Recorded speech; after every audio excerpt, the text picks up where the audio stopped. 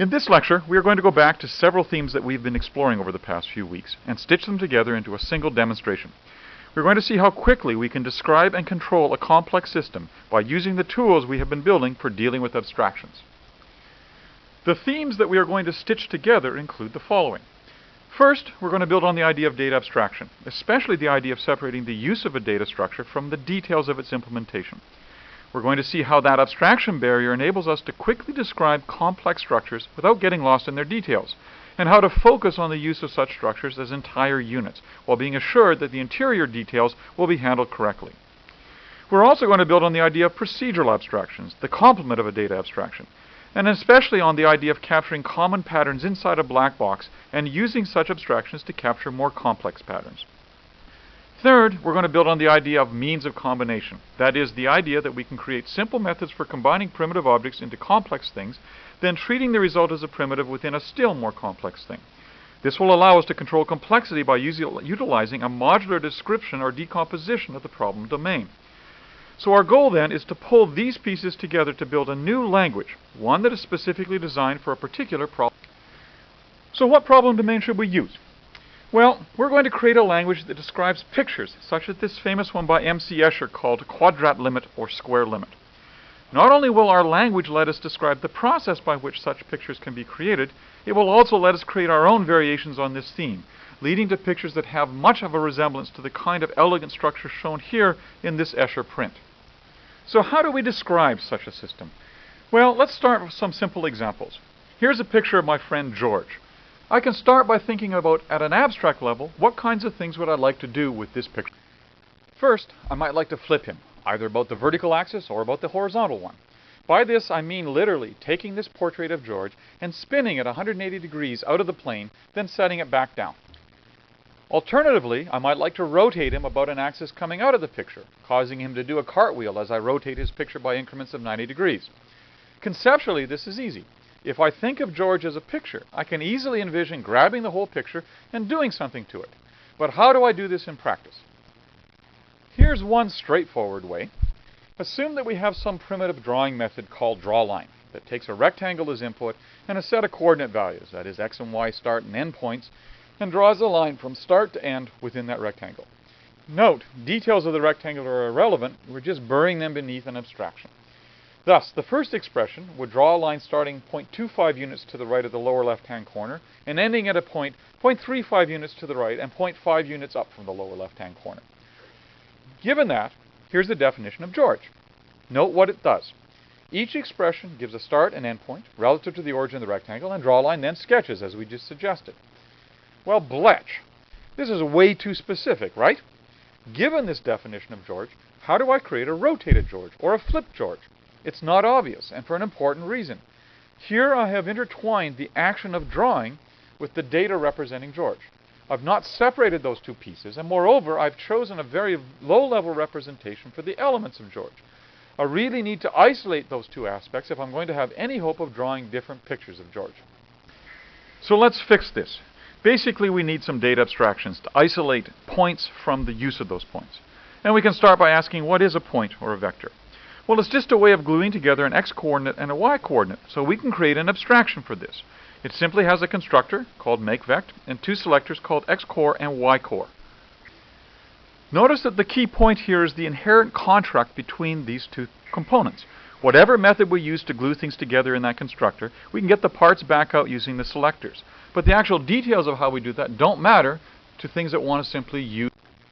Similarly, we can glue two endpoints or vectors together to create a line segment. This again is a data abstraction with a contract between the constructor, make segment in this case, and the selectors, start segment and end segment. So, this gives us a way of abstracting vectors and segments. Note the key point. I don't need to know the details of how vectors and segments are built, I just rely on the contract.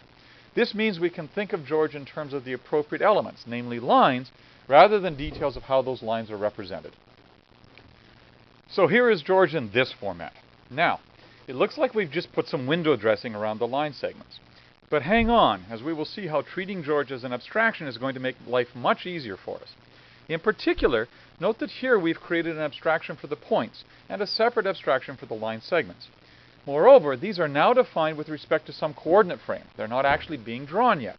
So we've also separated the act of drawing from the representation of the data to be drawn. First, though, how do we actually build these vectors and segments? Well, you saw this in the last lecture. For pairs of things that come naturally in twos, we just use a const cell or a pair. For larger collections, we can use lists. And of course, lists are simply sequences of const cells glued together into a spine with the elements hanging off of them. Remember that there are several important properties to pairs and lists. They have a contract between constructors and selectors. They also have the property of closure. That is, that the result of creating an instance of an object can itself be used to create a new object. This is worth exploring a bit more carefully. So let's ask the question, what is a list? By definition, it's a sequence of pairs ending in the special symbol nil or empty list. Thus, consting anything onto a list gives you a new sequence of pairs ending in the empty list, and hence is a list. Similarly, taking the cdr of a sequence of pairs ending in the empty list results in a shorter sequence of pairs ending in the empty list, and hence is also a list. And thus lists are closed under the operations of const and cdr. Note that this is not quite right, because what happens if you try to take the cdr of nil? Well, in MIT scheme you get an error, and this says that as a consequence this thing we just stated was not quite right. But the definition would really be better to just return the empty list in order to show that closure holds on everything, including taking the cdr of the empty list. Also notice that it would really be better to have distinctive operations for lists as compared to pairs. For example, we should really use something like adjoin, first, and rest, instead of const, char, and cdr to distinguish operations on lists from operations on pairs. For historical reasons, we stick with the latter, even though it would be better to use this more conceptually cleaner version. So we can use this to build a specific version of our abstraction. Notice how our abstraction for both vectors and for segments nicely inherits its contract from the underlying contract for pairs and lists. And also notice how points create a nested structure beneath lines. That is, a line segment is a list of two elements, each of which points to another abstraction, namely a pair representing a vector. Okay, now let's put the pieces together. George is just defined as a collection, a list in this case, a collection of line segments. All we need to do is take a rectangular frame, which is just a pair of orthogonal line segments, and draw those initial segments within that rectangle. But as we start thinking towards the kinds of operations we did on George earlier, we would like to be able to draw George in different frames. So we would like to be able to define any frame, either of different size or even non-orthogonal, and draw George inside of it. What does that mean? Ideally, we could take George, defined as a set of segments within a frame, and stretch those segments to fit within a new frame. Here's a nice way to build that abstraction. We'll create our picture within the constraints of a default rectangle of size 1. That is, our initial set of segments will have the property that their x and y values all lie between 0 and 1. Imagine those segments being attached to a sheet of rubber that fits over a square frame, as shown in the lower left. Then, if we provide some other rectangle, which may be shifted over from the first and which may have a different aspect ratio, we want our method for drawing to take that sheet of rubber and stretch it to fit over the new rectangle's frame. Well, that's fine. We just need another data structure. Note that this one is built out of vectors, so we are constructing another abstraction within our system. In particular, a rectangle is now defined to have a vector to its origin or starting point, and two vectors that specify the extent of the horizontal and vertical axes of the frame. And then a picture is just a procedure that takes a rectangle, one of those abstractions, and does some stuff to draw lines within that rectangle. We will return shortly to what this actually does. Now, a key issue in building data abstractions is that it should insulate the details of an abstraction from the actual use of the abstraction. To stress this, suppose we make the following change to our data structures. We change makeVector to be a list, and now yCor has to be cadr, which is the car of the cdr of a list. What else has to change? And note, by the way, that this still satisfies our contract. Whatever we construct with makeVector, we can get apart with this using this version of xCor and yCor. So what else has to change inside of our system? And the answer is absolutely nothing. That's the whole point. Any code that we've written that makes use of these constructors and selectors will still run, even though the details underneath it have changed. So now we can create the pieces of George. But how do we actually draw? Well, this is where the slightly strange part comes in. We could just create a procedure that draws line segments, but we want to have the flexibility in being able to use any frame to draw the same picture. So what we're going to do is make a picture be a procedure. And this definitely sounds weird. A picture sounds like it should be a data structure, a collection of geometric entities. But we're going to make it a procedure. Inside that procedure will be those geometric entries, but that procedure will take as input a rectangle and then scale all of those elements to fit within that rectangle and display the results. Seems odd, right? In principle, a picture is data, and we are choosing instead to represent it as a procedural abstraction that captures the process of drawing data in a frame. Why? Well, primarily for flexibility. In this way, we have one procedure with inherent data, but it provides an infinite number of versions of the picture. This abstraction allows for very easy manipulation of a picture structure to get new versions. So let's see how that happens. First, we're going to need to be able to manipulate pieces of a picture, and that means we need ways to manipulate vectors themselves. Here are some standard things we'd like to be able to do with vectors. We'd like to be able to take two vectors and add them together to get a new vector. We'd also like to be able to take a vector and stretch it or scale it by stretching both its x and y coordinates by the same amount. Now, how should we make? So here is code to do this. For example, the first procedure takes two vectors and adds them together to get a new vector. It does this by extracting the x and y components of the vectors, adding them separately, and then creating a new vector with those values for the new components. The second procedure takes a vector and a number and stretches or shrinks the vector by that number. Rotation is just a matter of applying some trigonometry to the vector to create a new vector. The key thing to observe is how we inherit closure from the underlying representation. For example, in plusvect, v1 could be the result of some other plusvect operation. Note the common form here. When handling these kinds of abstractions, we often do the same thing, namely extract out the pieces, do some simple operations on those pieces, and then construct a new version of the same object back out. And this, of course, nicely isolates the changes beneath the abstraction barrier. If we change the abstraction implementation for vectors, none of these procedures needs to change. Now we can use all these pieces to assemble a picture. The basic idea is to take a list of segments as input, defined as pairs of vectors using our nice data abstraction. This then gets passed to a procedure that generates a picture, that is a new procedure with the data embedded within it. Notice that this make picture procedure is a higher order procedure. It takes as input list information and creates as output a new procedure. To use a picture, we simply give it a rectangle as a data abstraction, and the picture procedure will then display itself on the screen inside that rectangle. So here's the code for doing that. Note that this is a higher order procedure. It takes a list as input and returns a procedure as output. That procedure, when given a rectangle as input, will ask each of the line segments in the data structure embedded within the procedure to draw itself, appropriately scaled within the rectangle. For each is just like map, except that it doesn't accumulate an answer as it walks down the list applying its internal lambda to each element. The key thing to note is how we are using standard list operations to capture this procedural abstraction of a picture. Just to be careful, what should drawLine do? The idea is that this procedure is given a rectangle, which contains within it an origin vector, an x-axis, and a y-axis. DrawLine takes an x and y coordinate value of a point, defined in a canonical rectangle, and scales this new horizontal and vertical axis by those amounts, and then shifts this by the offset to the origin, using the vector algebra shown. Doing this for 2 points automatically shifts and stretches a line to fit within the new rectangle. So, just to complete this idea, here's a better definition of George. Now, what's the big deal? Well, George is now both a data abstraction, George lines, a set of segments, and a procedure, G, a process for drawing those lines within a rectangle. Note that George contains the information about the segments within it as part of the procedure abstraction. This makes it quite easy to use George as a building block in other pictures, and that is what we want to turn to next. Again, remember what a picture is. It's a procedure that takes a rectangle as input and scales its line segments to draw them within that rectangular frame. So we can easily generalize this idea to arbitrary frames, not just rectangular ones. Remember that a frame is just a set of 3 vectors, an origin and 2 axes. So by picking vectors for axes that are not orthogonal, we get skewing of the picture for free. To rotate a picture, we can just shift the axes. In particular, make the old horizontal axis vertical and the old vertical axis the negative horizontal one. If we do this, then we can see that drawing the picture within this new coordinate frame will accomplish the task of rotating the original picture.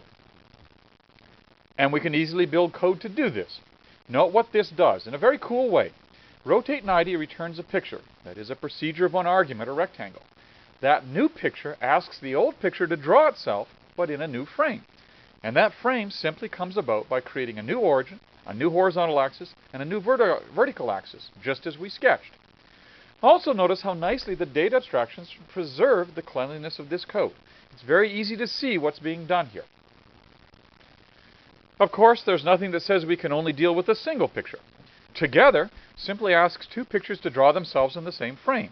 It does so since each picture is a procedure that draws within a rectangle, and by supplying the same rectangle to each picture, we get a combination of the two. And here's an example in action. Now, suppose we have two pictures that draw different things, and we want to combine them. In other words, how do we create a means of combination for pictures? Suppose we start with two different pictures that draw different things.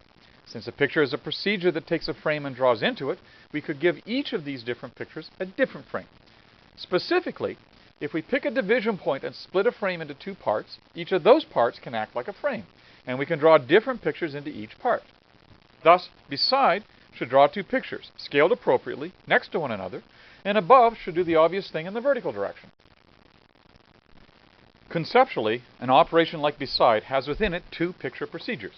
When given a rectangle, each picture draws itself in its share of the rectangle, thus combining two primitive pictures into a more complex one.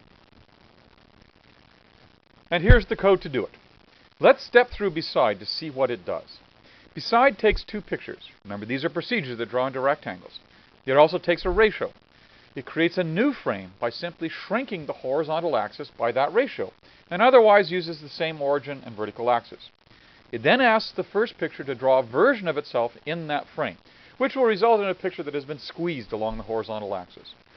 Beside creates a second frame with the same vertical extent and a horizontal extent that is set up to fill the remainder of the original frame. Here, however, we need to shift the origin or starting point over to the end of the first frame, hence the bit of vector algebra in the second rectangle. And then we ask the second picture to draw itself within this frame. Note the key point here. We can treat pictures as black box abstractions. Thus, we can combine pictures with other pictures without worrying about the details of the pictures themselves. Note how the abstraction simply allows us to think about the frames of pictures as vector manipulations, and the pictures themselves come along for free. Moreover, pictures have the property of closure. Thus, we can use our combiners, things like above and beside, to produce new abstractions that can then be used as primitives within some other combination. Here's an example of George and his little brother. Notice the elegant combination here. Nowhere is there a specification of the line segments. We are simply taking the abstract notions of saying, given an empty picture and a picture of George, above will create a new picture. Notice the higher order procedure abstraction. That procedure can then be combined with George in a beside fashion to create another one. Notice by the closure property, simply taking George as a picture plus these combinations guarantees we get a picture or one of those procedures back. So now let's keep pushing this. Here's another operation that we can do on pictures. We can flip it about the vertical axis. Notice again how flip takes in a picture, a procedure, creates a new procedure for a picture, procedure if you like, back out, and simply does it by passing an appropriately constructed rectangle using the abstractions to the original picture. So we can use this to put things together in interesting ways. And that includes combinations built on top of other combinations, leading to interesting kinds of... Notice how closure is nicely allowing us to combine complex things, then treat the result as a primitive and combine again. So what about recursive application of these ideas of combining things? Well, one interesting way would be to draw a picture in some fraction of a frame, then draw it again in the same fraction of the remaining part of the frame, and so on for some specified number of times. This would just be a recursive application of the same idea. Note how the code captures this. Up push takes a picture in and gives us a picture back out. We can see that by noticing that the base case returns a picture, and the recursive case, assuming the base case and by induction lower size cases work, also does it since above combines things into pictures. So we can apply this idea to George. And we can do the same thing pushing things to the side, and we can generalize this to both push up and out. Look at the code carefully to notice how the various combination means guarantee that pictures are passed at the right level. This lets us push George into a corner. Next, we can put copies of things together. Here we are using the operation of rotate 90 to rotate pictures different amounts. Repeated is just a higher order procedure that returns a procedure that applies its first argument a specific number of times in succession to the supplied argument. Again, trace through the code to see how elegantly we have captured the idea of making copies of 4 different pictures, rotated appropriate amounts. And ultimately, with a simple combination of the things we started with, pushed into a corner and replicated in the 4 different corners, we get interesting combinations like this one here. For comparison, here was our original goal. Now, we're not quite as elegant an artist as Escher. We certainly don't have the same aesthetic appeal. But notice how we've captured the same recursive behavior that Escher has in his print in our example. Now, is there anything special about drawing line segments? Of course not. This is just another abstraction issue. So we could instead take an actual picture and use exactly the same methods to paint that picture onto a frame. For example, we can get the same kind of behavior using portraits of Einstein, of Escher himself, and of the Mona Lisa. So what's the point of all this? I claim that what we have done is build a new language, a language for describing and thus creating pictures in the style of Escher. The language is embedded within Scheme and hence inherits the underlying power of Scheme, but at the same time, there are some very nice analogies between the two languages that we want to pull out. First, what are the primitives of Scheme? Here we have standard things, primitive elements like numbers, strings, names for things. For Escher, we have a very different notion of primitive data, as here the fundamental unit is a picture. And note, we happen to make a picture as a procedure, so we really just blurred the boundary between data and procedure, but for Escher language, the primitive thing is a picture. In Scheme, we have primitive procedures for manipulating data objects. In Escher, we also have primitive procedures, but now oriented towards manipulating pictures. Note that the implementation involves taking procedures in and giving new procedures back out, but from the perception of the language, it's simply a means of operating on primitive objects.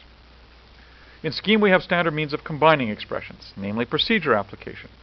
Note that in Escher, we have very elegantly built a similar capability. Our means of combination were ways of gluing pictures together. And just like in Scheme, these means of combination had closure. That is, the results of a combination could be treated as a primitive and thus used as input to another combination. Also note that since we built Escher on top of Scheme, for free we got the power of Scheme, for example, the use of recursion. And finally, we needed a way of naming things so we could treat them as primitives, and Escher inherits exactly that capability from Scheme. The key issue is to see how quickly we used abstraction tools to build a new language. We were able to suppress details so that we could focus on the use of the elements, in this case pictures. We were naturally led to ideas of combining pictures, without ever having to worry about the details of the actual pictures. And this idea of describing a language for a problem domain in terms of natural primitives, means of combination, and means of abstraction is a powerful tool that we'll return to many times during the term.